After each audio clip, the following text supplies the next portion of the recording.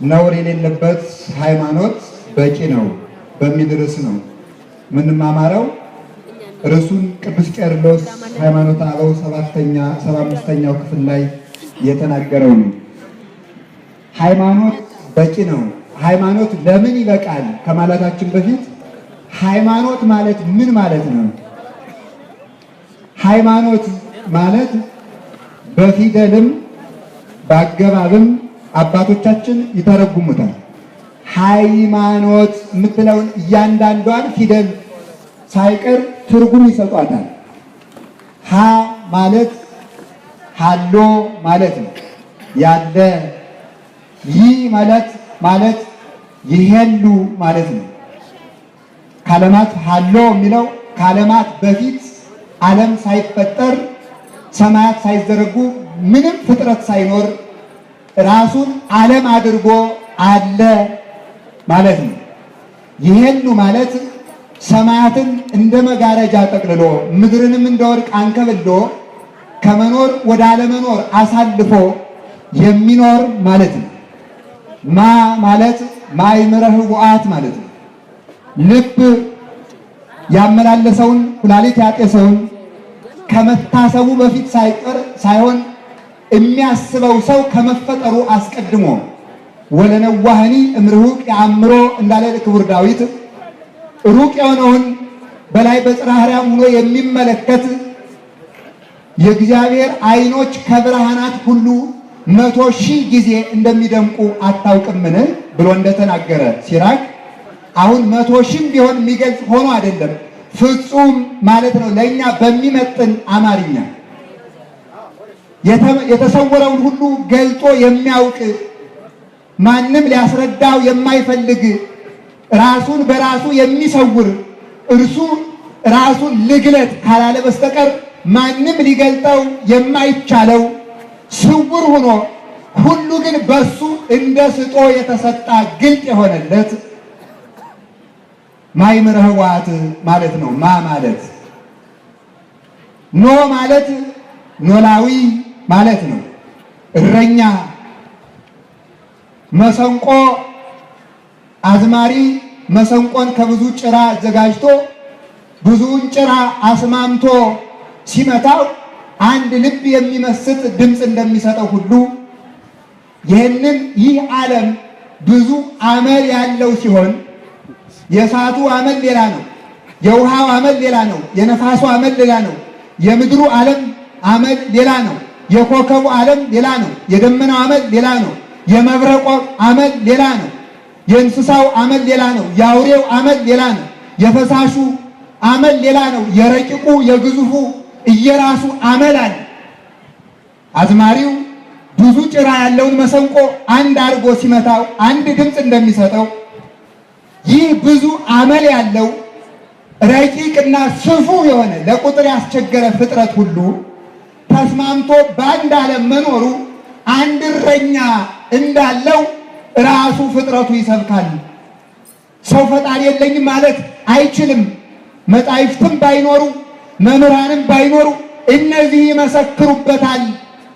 ሰማዩ ፈጥሮኛል፣ የፈጠረኝ አለ፣ ምድሩም ፈጥሮኛል፣ ከዋክብቱም የስርዓት አስይዞ የሚያስጉዘን አንዳችን ከአንዳችን ሳንጋጭ አንዳችን የአንዳችን ብርሃን እንቀማ ሳንል በየስርዓታችን የደረደረን የሚያስጉዘን የሚያሸበርቀን አለ ብለው ከዋክብቱም ይመሰክራሉ።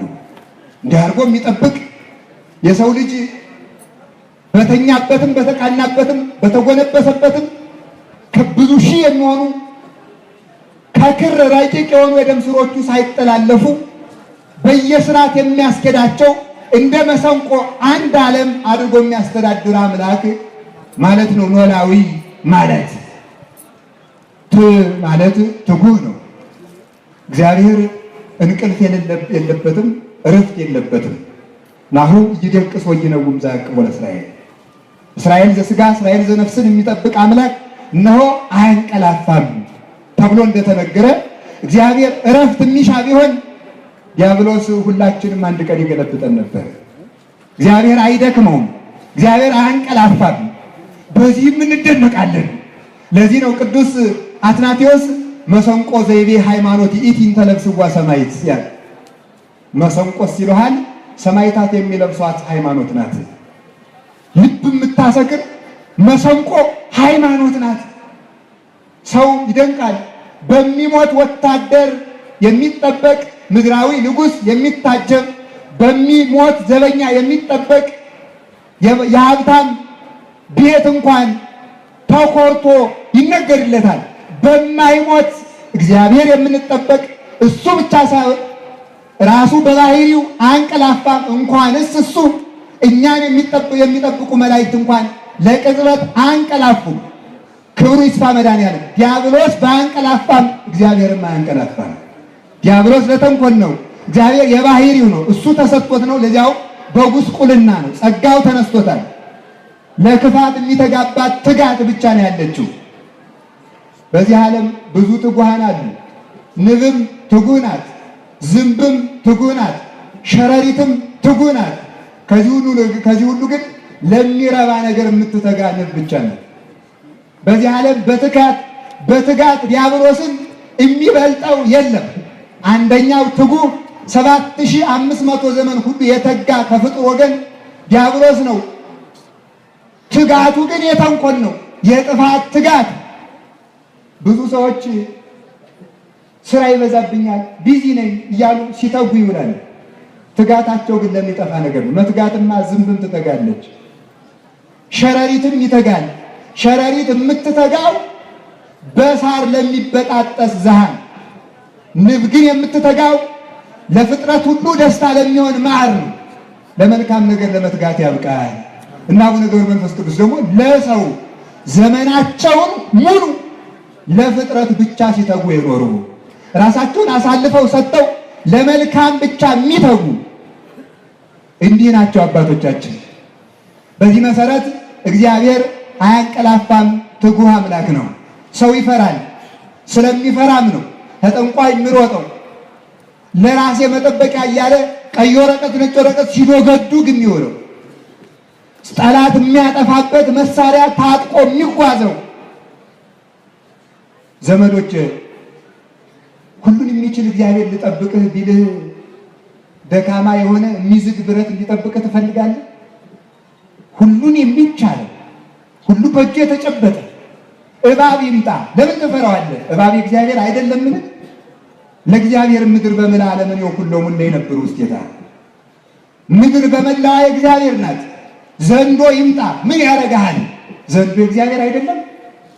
ጅብ ይምጣ ምን ያደርጋል? ጅብ እግዚአብሔር አይደለም?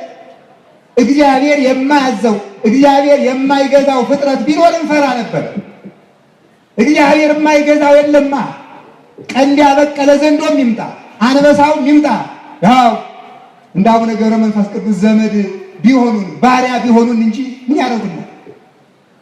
አባታችን እባቡ ይሄዱና የጌታቸው ፍቅር ትዝ ባላቸው ጊዜ የዱር አራዊት ይብላኝ ጌታችን ኢየሱስ ክርስቶስ ያደረገልንን ዋጋ የፍቅር ዋጋውን መከራውን ያስታውሱና አውሬ ይብላኝ ብለው ወደ ዘንዶ ወደ አውሬው ይሄዳሉ። አይበላቸውም፣ እሳቸው እግዚአብሔር ናቸውና እንኳንስ ሊበላቸው አውሬዎቹ እሳቸው ጸሎታቸውን ጨርሰው ቁጭ ሲሉ ወይም ሲንበረከኩ ወረፋ እንዲደርሳቸው ይራወጡ ነበር።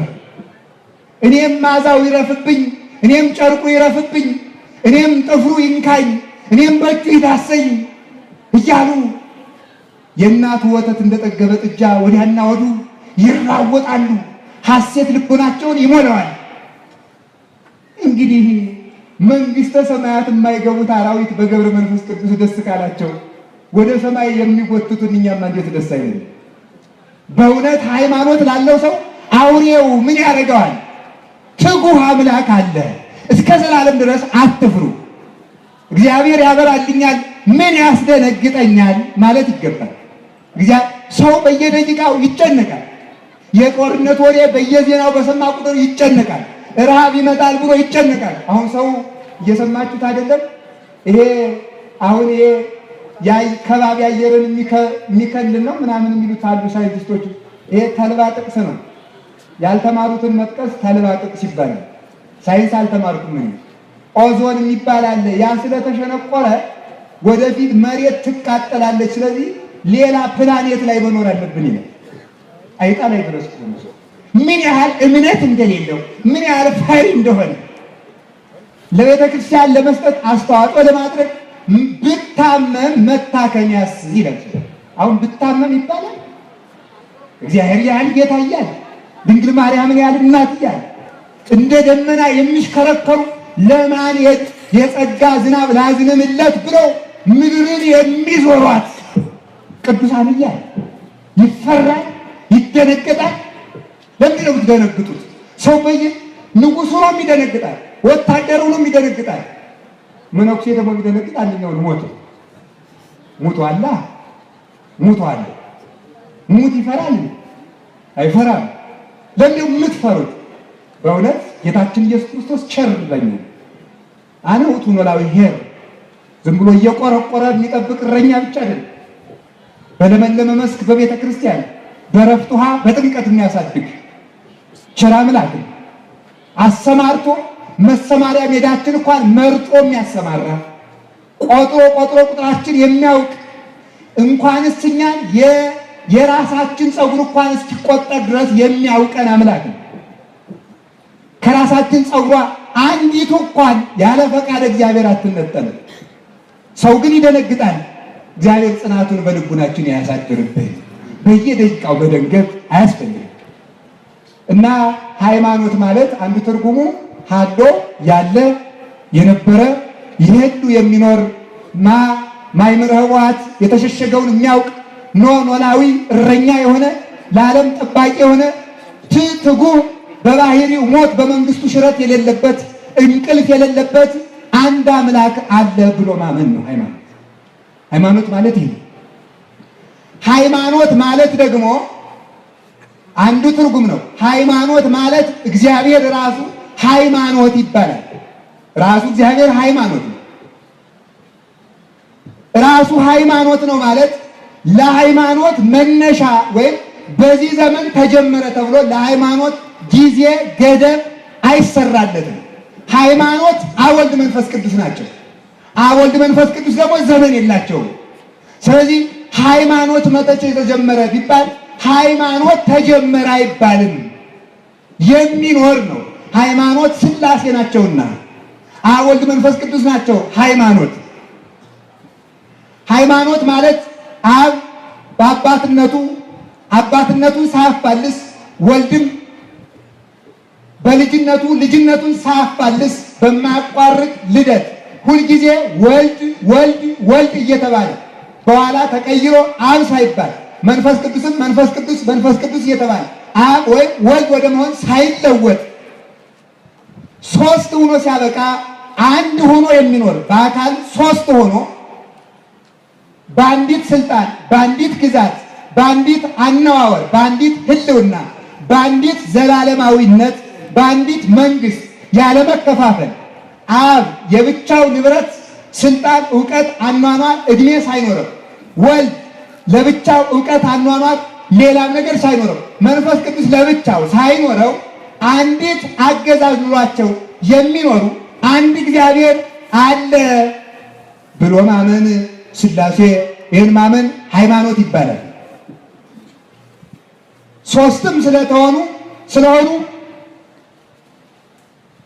ሶስት እግዚአብሔር አይባልም። አንድም ስለተባለ ሶስት አካላት የሉም አይባልም። ይህ ሃይማኖት ነው። ሃይማኖት የሚባለው ፍጡር የማይመረምረው በመሆኑም ነው አንዱ ትርጉም። ሃይማኖትማ ፍጥረት አስልቶ ከዘለቀው ሃይማኖት አይደለም። ሥላሴ አንድ ሲሆኑ ሶስት ሲሆኑ አንድ እንዴት ሊሆኑ ይችላል? እንዴት ሊሆን ይቻላል ቢል አይምሮ ማስረዳት አይችልም። ካስረዳውማ ሂሳቡ ነው ቁጭ ያለ። 3 ሲባዛ በ4 12 ከሆነማ ፍጥረት አስልቶ ከደረስነበትማ ሃይማኖት አይደለም። ሃይማኖት ረቂቅ ነው፣ አይመረመርም። ፍጥረት ሊመረምረው አይችልም። ሰው እንኳንስ እግዚአብሔርን ራሱንም እንኳን አያውቅም፣ መርምሮ አያውቅም። ሃይማኖት የሥላሴን አንድነት ሶስትነት ማመን ነው። ሌላው አጠር አድርጌ የምነግረው ወደ ነገሬ ለመግባት ሃይማኖት የወልደ እግዚአብሔርን ሁለት ልደት ማመን እሱ ሃይማኖት ነው። ወልደ እግዚአብሔር ቃል አካላዊ ቃል ዘባይቲቱ የሚባል ብቻውን ቃል የተባለበት ምክንያት አምላክ የሆነ ቃል ፈጣሪ የሆነ ቃል ብቻውን ስግው የሆነ ቃል ዘባይቲቱ የሚባል እሱ ቅድመ ዓለማት ሳይፈጠሩ ከባህሪ አባቱ ደግሞ ሳይቀድመው የተወለዳትን ልደትና ድህረ ዓለም ከድንግል ማርያም ከስጋዋ ስጋ ከነፍሷ ነፍስ ነስቶ መወለዱን ማመን ሃይማኖት ነው። ከዚህ የወጣ ሃይማኖት የለም። ቢኖርም እምነት አይደለም፣ ሃይማኖት አይደለም። ከንቱ ወሬ ተረት ነው። ሃይማኖት ይኸው ነው። አቲ ኢቲ ርግቤ ፍጽምቴ መደምደሚያዬ አንዲት ናት ተብሎ እንደተነገረ ሃይማኖት ሁልጊዜ ፍጽምት ሃይማኖት አንዲት ናት። ቋንቋው ስለተቀየረ ነው እንጂ የነገሌም እኮ እምነት ነው፣ የነገሌም እኮ አምላክ ነው የለም። ብዙ ሃይማኖት ካለማ ብዙ እግዚአብሔር መኖሩ ነዋ። ብዙ እግዚአብሔር ካለማ መስማማት ወዴት ይገኛል? ይሄኛው የኔ ነው ይሄኛው የኔ ነው መባባል ይመጣል። እኛ የምንፋለስ ነበር። ብዙ ሃይማኖት ቢኖር ብዙ አምላክ ይኖር ነበር። ብዙ አምላክ ቢኖር መስማማት አይገኝም ነበር። እግዚአብሔር ግን ለዘላለም አንድ ነው። አብ ቅድመ ዓለም ልጁን ወለደው። ሲወልደው ግን እሱ ቀድሞ የኖረበት ጊዜ የለም። ሲጀመር ጊዜ ፍጡር ነው፣ የለም። አባቱ የማይቀድመው ልጅ ወልድ ብቻ ነው። አባቱ በስልጣን የማይበልጠው ልጅ ወልድ ብቻ ነው። ከፍጡር ወገን እንዲህ የሆነም የለም አይሆንም እስከ ዘላለም። ስለዚህ ዋሂድ ወልድ ዋሂድ ይባላል፣ አንድያ ልጅ ይባላል። እስቲ አንድያ ልጅ በሉ። ስንት ልጅ ይባላል? አንድያ ልጅ። አንድያ ልጅ የሚባል ወልድ ብቻ ነው።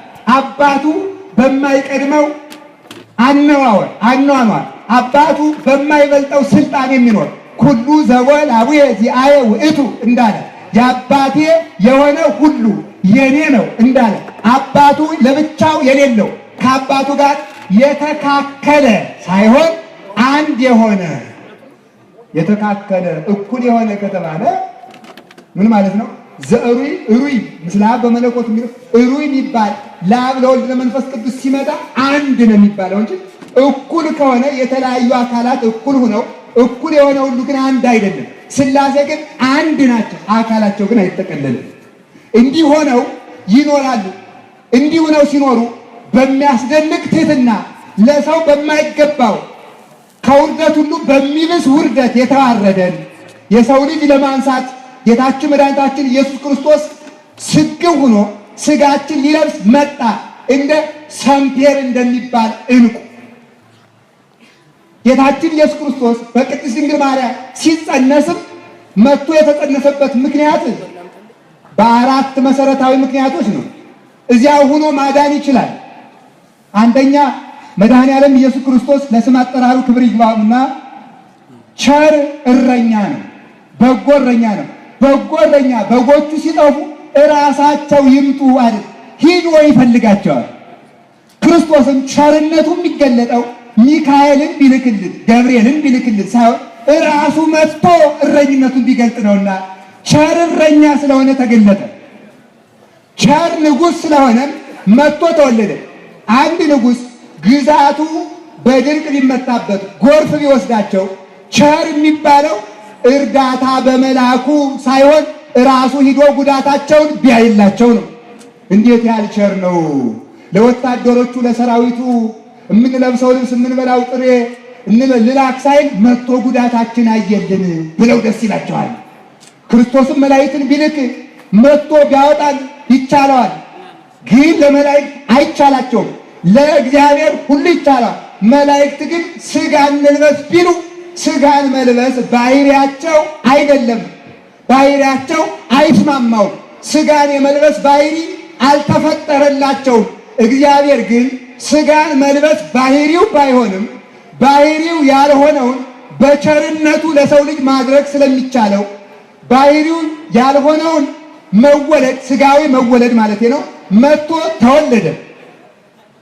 ሲወለድ በተለየ አካሉ ወልድ ተወልዶ አዳነን እንጂ አብ መንፈስ ቅዱስ ግን አልተወለዱ። አብም ተወለደ መንፈስ ቅዱስ ተወለደ አይባልም። እስቲ ሁላችሁ አንድ ጣት አውጡ። አንድ ጣት ስንት ጣት ነው ያልኩት? ቆይ ቆይ የምትሉበትን ግን እንዳታወጡት። አንዷን ወይ ትንሽቱን ወይ ትልቁን አወጣችሁ። ስንት አጽቅ አለው? ቁጠሩት። አጽቅ ስንት አለው? 3 አለው። ስንት ጣት ነው የሚባለው? አንድ ጣት ነው የሚባለው። ጥፍር ያለች ከየትኛው ነው? ከአንደኛው ነው? ከታች ነው? ጥፍር ከታች ጀምራ ነው የምትወጣ? ከላይ ነው? የት አያችኋት? ያላዩትን መናገር ኃጢአት፣ ካወቃችሁት መናገር ይቻላል። በዚህ ዘመን ሳይማር የሚያስተምር ሳያይ የሚናገር ነው ቤተክርስቲያን ነው ይወጣብታል። የት አያችሁት?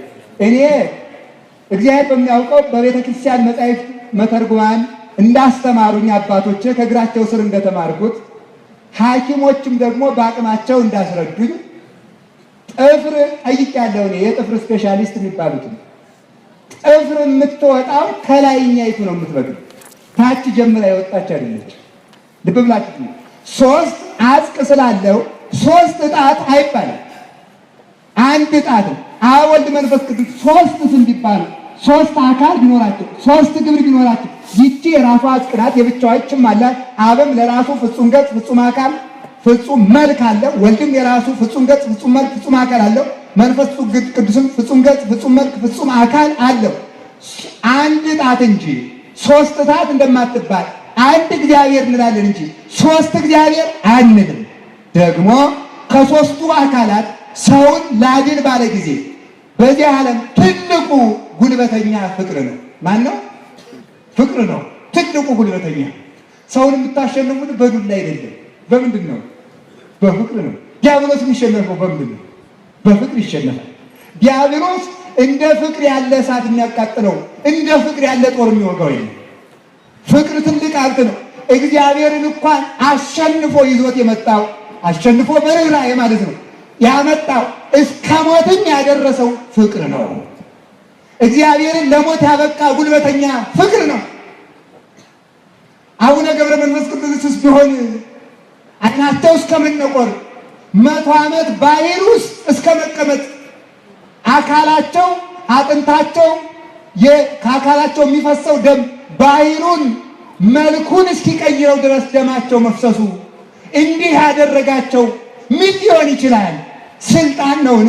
ገንዘብ ነውን? ምቾት ፍለጋ ነውን? ፍቅር ነው። ፍቅር ጉልበተኛው ያን ታላቅ ኮከብ አጥንታቸው እስኪቆጠር ድረስ አጋንንት በድንጋይ እንዲቀጠቅጧቸው ያደረገ ሰውን መውደድ ነው። ቅዱሳን እንዴት እንደሚወዱ እናያችሁ። እኛ ብንወድ ልንደነቅ ነው። ምንድን ነው ያደረግነው? ደግሞ እኛ ወደን ምን እናደርጋለን? ፍቅር ጉልበተኛ መጣ። ሲወለድ የተወለደው ወልድ ነው።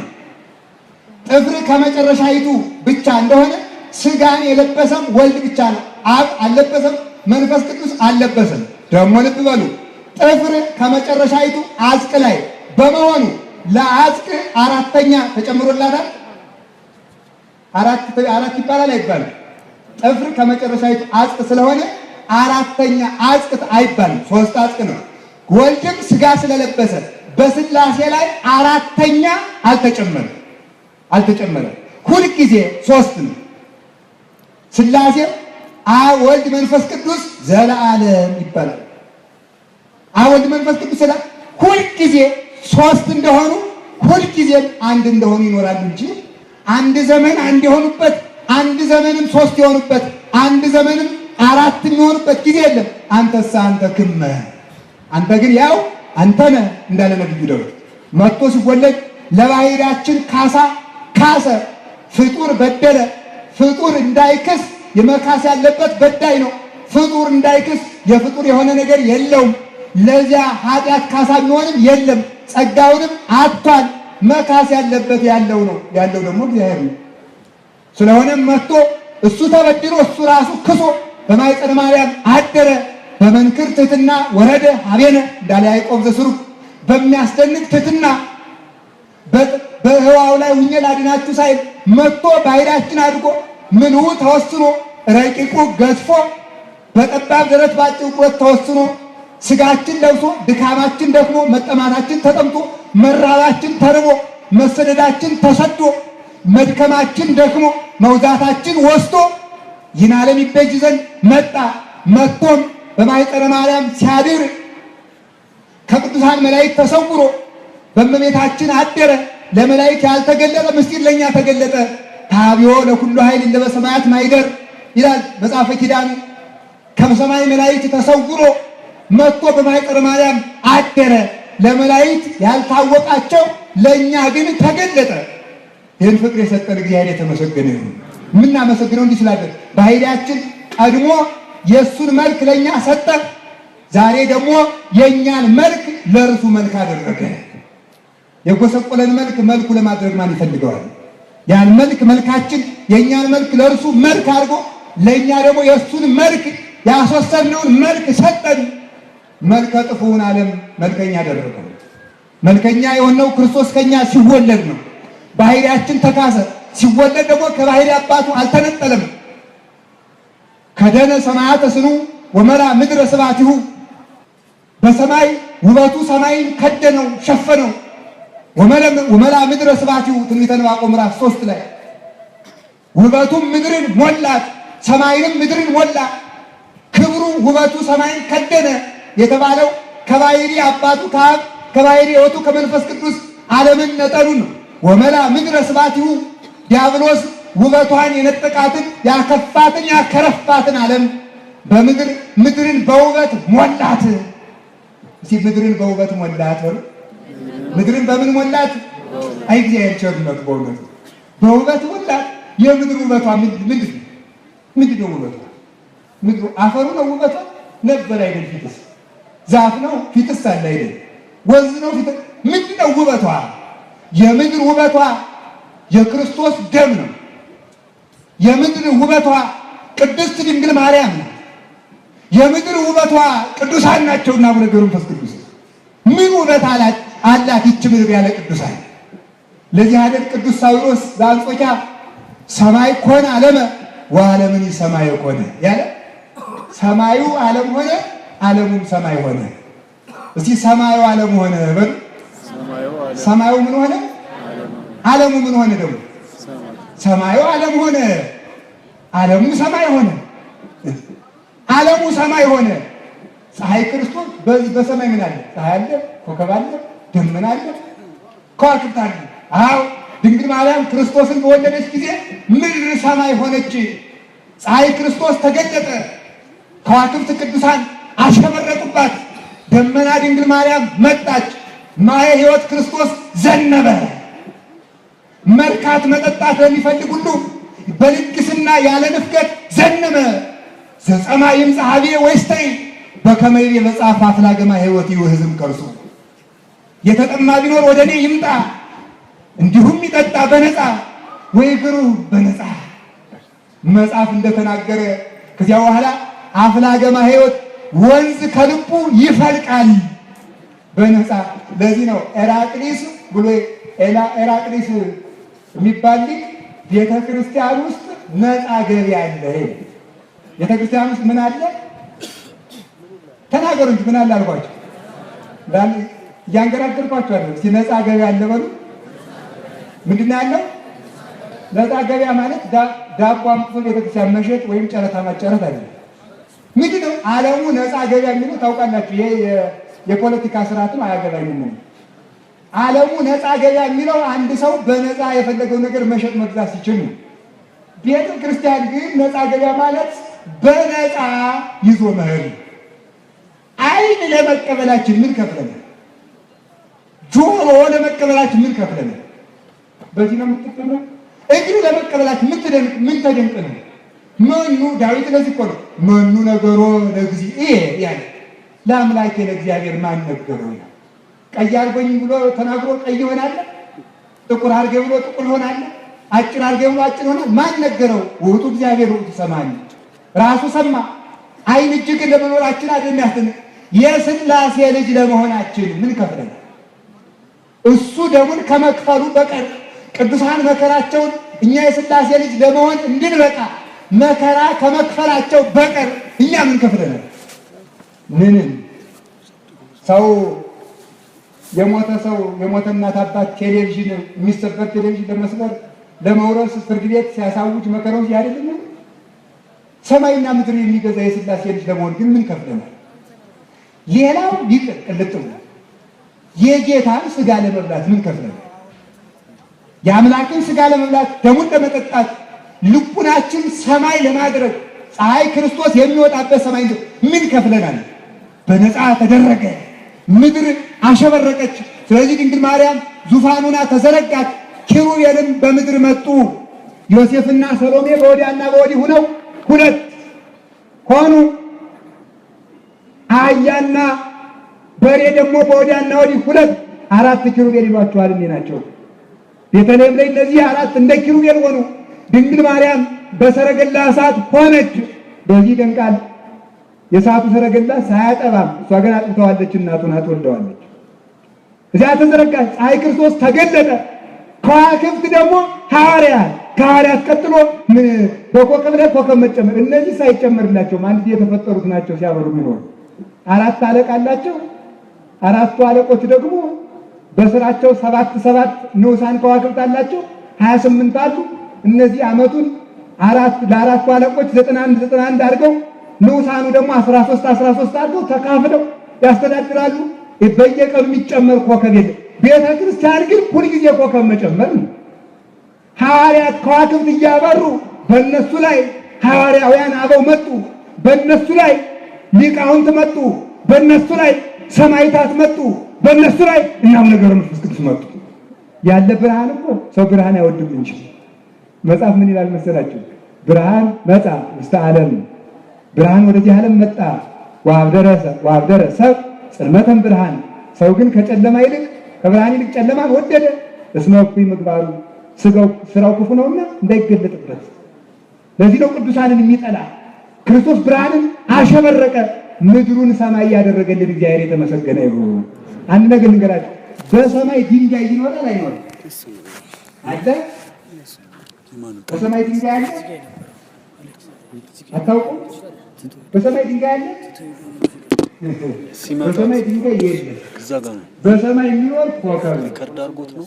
ምድር ክርስቶስ ሲወለድ ሰማይ ሆናለች። ከተወለደ ወዲህ በሙሉ ዘመነ ሐዲስ ኪዳን ምድር ሰማይ ሆናለች። አሁን እኛ የምንኖር በሰማይ ነው፣ ግን ድንጋይ ነው። ድንጋይ ነው። ኮከብ ለመሆን ያልቀረ ነው። ዝም ብሎ ፈዝ ወደ አሁን ድንጋይ ማይነት በቆምነት ደስ ይለዋል። ቅኔ በቀኝነት ደስ ይለዋል። ይቆርባል፣ ይጸድቃል፣ ይነጻል፣ ይናዘዛል፣ ያውቃል፣ ይራቀቃል። ዝም ብሎ ጎለቱት ላይ እየሄደ መጎለት ነው። እኛ መጎለቱት ላይ እያልን መጎለት ነው። ከጭፈራ ቤት ሲጎልቱን ጭፈራ ቤት ሄደን መጎለት ደግሞ መናፍቃኑ አዳራሽ ኑ ተጎለቱ ሲባል መጎለት፣ እዚያ ሄደን መጎለት ደግሞ ኳስ ጨዋታ አለ ሲሉን እዚያ ሄደን መጎለት። እንደ ድንጋይ ዘመኑ ሁሉ በመንከባለል የሚጨርስ ሰው ኮከብ መሆን ሲገባ፣ ማብራት ሲገባ፣ ጨለማውን መግለጽ ሲገባ ቆሪ ቀዝቃዛ የሃይማኖት ወኔ የሌለው ትውልድ ያሳዝናል። የሃይማኖት ሙቀት የሌለው መንፈስ ቅዱስ በእሳት መመሰሉ ለሚለው ቅዱስ ቄርሎስ መንፈስ ቅዱስ በእሳት የተመሰለበት ምክንያት ብዙ ምሳሌ አለው። በእሳት አምሳል መንፈስ ቅዱስ ይወርዳል ወይም ሲጠመቅ በእሳት አምሳል ይቀበላል የተባለበት ምክንያት ለምንድን ነው? እሳት እንዲያፈራ መንፈስ ቅዱስም ክርስቲያኖችን በፍቅሩ ውስጣቸውን ያቃጥላቸዋልና ይሞቃሉ፣ ይፈላሉ፣ ምስጢርን ምስጋናን ይገሳሉ። ምንድነው የምትገሱት እናንተ? ምን ትገሳላችሁ? ብዙዎቻችን ነገር ነው የምንገሱት። ነገር ዘማውያን ዘፈን ይገሳሉ፣ ቂመኞች ነገር ይገሳሉ። ገንዘብ ነው የሚገሰው። ተኝቶም በህልሙ ገንዘብ ይቆጥራል፣ እየሄደም ገንዘብ ይቆጥራል። ቆሪረ ህሊና ቀዝቃዛ መሆን አያሻም። በእውነት በሰማይ እየኖሩ ድንጋይ መሆን እንዴት ምስኪንነት! ጠፊ መሆን፣ ትቢያ ሆኖ መኖር፣ መልአክ መሆን ሲገባ እንስሳ መሆን፣ ከዚያም አልፎ አውሬ መሆን ምን ኑሯችን ያሳምርልን እግዚአብሔር። በዚህ መሰረት ሰማይ ምድሩ ሰማይ ሆነ። ሰማዩ ደግሞ ምን ሆነ? ሰማዩ ምን ሆነ አልኳችሁ? ሰማዩ ምን ሆነ? ተናገሩ ምመና። ምድር ሆነ። ሰማዩ ምድር ሆነ ማለት ምን ማለት ነው? ምድር እንደፈለግ የፈለገ ይራመድባታል። ተኛንባት ተረማን እንደፈለግ እንሽከረከርባታለን። ሰማዩ ምድር ሆነ ማለት ለክርስቲያን ያለ ገደብ እንዲሽከረከርበት ጸጋ ተሰጠው። የታችኛው ሰማይ ይሄ ህዋው ወይም ጠፈሩ ብቻ አይደለም፣ የላይኛውን ሰማይ ሁሉ እንድንሽከረከርበት ሀብት ተሰጠን። ይኸው የሚታወቅ ዘንድ እና አቡነ ገብረ መንፈስ ቅዱስ ገና ከሕፃንነታቸው ጀምሮ ሰማዩን እንደ መደብ፣ እንደ እናት መደብ፣ እንደ ወለል፣ እንደ ምድር፣ እንደ አባት እርሻ ሂደው አልፈውት ሂደው ከአምላካቸው ቅዱሳን ማህበር ተጨምረው ዙረው መጡ። ወደ ላይ ወጡ። የዓለምን ብሶት ይዘውለትም ሲወርዱ ሀብት ይዘውለት ይወርዳሉ። ሲወጡ ብሶታችን አብሮ ያደርጋል። ቅዱሳን ወደ ላይ ሲወጡ ሲወርዱም ሀብት ይዘው ይወርዳሉ። መውጣት መውረዳቸው ነው። አሁን ሰማይ የሰው መኖሪያ ሆነ። የሰው መኖሪያው ምድር ነበረ። አሁን ዛሬ ግን ሰማይ መግባት ችለናልና ሰማይ ዛሬ ምድር ሆኗል። የምድራውያን መናኸሪያ ሆኗል። ሰማይ ዛሬ እኛን ፈላጊ ሆኗል። ያለኛ ብቻውን የሚኖር አይደለም። ሰማዩ ምድሩ ሰማይ ሆነ። ይሄ ሃይማኖት በቂ ሃይማኖት ነው። ሃይማኖት ይበቃል። በምስቲ ምመናን የትምህርታችን ርዕስ ምንድን ነው? ሃይማኖት ይበቃል። ሃይማኖት ይህ ነው። አብ ወልድ መንፈስ ቅዱስ አንድ አምላክ ወልደ እግዚአብሔር መጥቶ ተወልዶ አዳነን። የባሕርይ አምላክ ሆኖ መወሰን ሳይኖርበት መለየት ሳይኖርበት የሥጋ ጉስቁልና በነዳይነት ገንዘቡ ሳይሆን አዳነን፣ ተሰቅሎ አዳነን፣ ሞቶ ተነስቶ ትንሣኤን ሰራልን፣ ወንጌልን አስተማረ ብሎ ማመን በቁርባኑ በትንሣኤው በጥምቀቱ ማመን ሃይማኖት በቂ ነው። ከዚህ በላይ ሃይማኖት ሁለት ነገሮችን ይናገራል ቅዱስ ዮሐንስ አፈወርቅ። የጨመረ ደፋር ይባላል፣ ያጎደለ ሌባ ይባላል። ያጎደለ ሌባ ነው፣ የጨመረ ደፋር ነው። ቢደፍር ደግሞ ሥላሴን ይደፍራልና የሚዋጋውን ራሱ ይወቅ። የሚያጎድም የንጉሥን እህል ቆጥረው ለጠባቂ ለመዝገብ ቤት ለገንዘብ ያስረክቡታል። አጉሎ ቢገኝ ከፍ ብሎ አንገቱን ዝቅ ብሎ ባቱን ይቀጣል። ሥላሴ አንድነታቸውን፣ ሦስትነታቸውን፣ ዘላለማዊነታቸውን የክርስቶስ የባሕርይ አምላክነት በመጻሕፍት ጎተራነት ተጽፎ ተጠራቅሞ ተቀምጧል። ይህንን ያጎደለ ሌባ ነው፣ ከዚህ የጨመረም ደፋር ነው። ሁለቱም ይፈረድባቸዋል። በዚህች ሃይማኖት ጸንተን ለመኖር ያልቃል። ሃይማኖት ይህ ነው። ከዚህ ወጣ ሃይማኖት የለም። ሌላው የምነግራችሁ ነገር ፍጥረቱ እንኳን በሙሉ ሃይማኖት ነው። ይመለካል ማለት ግን አይደለም። ወኩሉ ግብሩ ሃይማኖት በሃይማኖት ይላል። ፍጥረቱ ሃይማኖት ነው ማለት እያንዳንዱን ፍጥረት በሃይማኖት እንጂ አስልቶ መዝለቅ አይቻልም። ስለዚህ ሰማይ ያለ ምሰሶ መንጠልጥሏ፣ ከዋክብት በምን ተንጠልጥለው እንደቆሙ፣ ምድር በታች ያለ ምሰሶ መቆሟ በሃይማኖት እንጂ በምንም ሊረዱት አይቻልም እንጂ እና እንኳንስ የሥላሴ አንድነት ሦስትነት ፍጡረቱ ሁሉ ሃይማኖት ነው ማለት ረቂቅ ነው፣ ተመርምሮ አያልቅም ማለት ነው። እንዲህ ከሆነ ሃይማኖት በቂ ነው ከተባለ ሃይማኖት የሚበቃው ለምንድን ነው የምትለውን አይቼ ወደ ቀሪ መርሃ ግብራችን እንሄዳለን። ሃይማኖት ለምን ይበቃል? አንድ ትእዛዝ ትዛችሁ ሁላችሁም ሃይማኖት ለምን ይበቃል በሉ እስቲ። በእውነት ድምፃችሁ ጨምራችሁ ሁላችሁ አፍ ያለው ሁሉ ስለ እግዚአብሔር ብሎ ይናገር። ሃይማኖት ለምን ይበቃል በሉ። ሶስትና አድርገው ሃይማኖት ለምን ይበቃል በሉ። መልስ ስሙ። ሃይማኖት ለሁሉ ይበቃል። ሃይማኖት ለምን ይበቃል? ለሁሉ ይበቃል። ጌታችን አለ እመሰ ሃይማኖት ብክሙ መጠነ ህጠተ ሰናፍጭ አልቦ ዘይሳነክሙ። የሰናፍጭ ቅንጣት ማለት ፍጽምት የሆነች የማትሸራረፍ እምነት ብትኖራችሁ የሚሳናችሁ የለም። ምን የሚላችሁ የለም? ምን የሚላችሁ የለም? የሚሳናችሁ የለም። ለምንድን ነው እንዲደረግልና ብዬ የምዘረዝርላችሁ? የሚሳናችሁ የለም። እኔ እኮ እንደው በእውነት ሃይማኖት የሌለው ሰው መቼም እንደጎደለ ነው ኑሮ። አቡነ ገብረ መንፈስ ቅዱስ እንዲህ ያደረጉ 100 ዓመት በባህር ኖሩ። አይናቸውን ቁራ አፈሰሰው ሲባል እንዴት ሊሆን ይችላል እያለ የሚጠራጠር እንዴት ያለ አይምሮ ነው። የሚሳናቸው የለም ካለሳ ባለቤት አንተ በግድ ይሳናችኋል ልትል ነው? ራሱ ባለቤቱ ሳይሰስት የባህሪውን የጸጋ አድርጎ ለሱ ሁሉ የሚቻለው የሚሆነው ለእግዚአብሔር ማንም ሳይሰጥ ይሆን ሲሆን ፍጥረት ግን በጸጋ ሁሉ እንዲቻለው አድርጎ ሰጥቷል። ሃይማኖት ለሁሉ ነገር በቂ ነው። ውብ ለመሆን ሃይማኖት በቂ ነው። መኳኳል፣ ልብስ መለወጥ፣ ሽቱ መግዛት አያሻም። ውብ ለመሆን ሃይማኖት በቂ ነው። ኩል የተኳሉ አይኖችም የሚፈዙበት ጊዜ አለ። በቅባት የተወለወሉ ተረከዞችም ትል የሚበላቸው የሚፈርሱበት ጊዜ አለ። የሚዘናፈል ፀጉርም ምስጥ የሚያነኳኩትበት ጊዜ አለ። አካልም የሚፈርስበት፣ ጡንቻ የሚሟሽሽበት ጊዜ፣ አጥንት የሚከሰከስበት፣ እዥ የሚፈስበት ጊዜ አለ። የሃይማኖት ውበት ግን አይደበዝዝም። የገብረ መንፈስ ቅዱስ ውበት ዛሬም አለ። ዛሬም ይበራል። ዛሬም መዓዛው ይሸታል። ከምድር እስከ ሰማይ ያናውደዋል። ቤተክርስቲያንን በመዓዛው ይሞላል።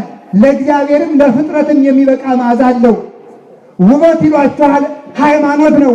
ውብ ለመሆን ሀብት አይደለም። ውብ ለመሆን ገንዘብ አይደለም።